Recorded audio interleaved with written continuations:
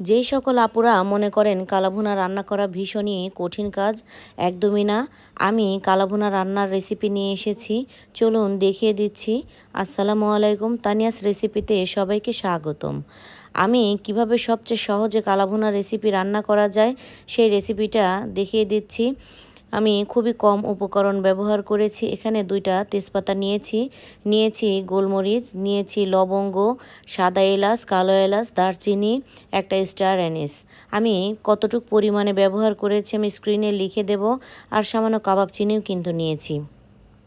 আর এখানে সবচেয়ে মূল উপকরণ যেটা, এটা রাঁধুনি আর মৌরি। এটাকে আমাদের আঞ্চলিক ভাষায় রান্ননিও বলে। এটাকে গুঁড়ো করে পরে ব্যবহার করবে। এখানে আমি 2 কেজি গরুর মাংস নিয়েছি, হাড় চর্বি সহ। এখন আমি যে আস্ত মশলাগুলো দেখিয়ে দিলাম সেগুলোকে দিয়ে দিচ্ছি। 2 টেবিল চামচ করে পরিমাণে আদা বাটা ও রসুন বাটা দিয়ে দিচ্ছি 1 কাপ পেঁয়াজ বেরেস্তা, দিয়ে দেব এখানে 1 কাপ পেঁয়াজ কুচি, দিয়ে দিচ্ছি 2 চামচ লবণ, এখন দিয়ে দেব 1 টেবিল চামচ ধনে গুঁড়া, এখন এখানে দিয়ে দিচ্ছি 2 টেবিল চামচ মরিচ গুঁড়া, দিয়ে দেব 1 টেবিল চামচ হলুদ গুঁড়া, দিয়ে দেব 2 চামচ জিরা গুঁড়া। এখন এখানে আমি যে বেরেস্তা করেছিলাম সেখান থেকে 1 কাপ ওই ভাজা তেলটা দিয়ে ভালো করে একদম ডোলে মেখে নেব। যত ভালো করে মাখতে পারবেন মাংসের স্বাদ ততটাই হবে। আর মেখে যদি আপনারা রেখে দিতে পারেন তাহলে তো কথাই নেই। এখন আমি যে রাঁধুনি আর মৌরি দেখিয়েছিলাম সেটা 1 টেবিল চামচ গুঁড়ো করে দিয়ে দিলাম।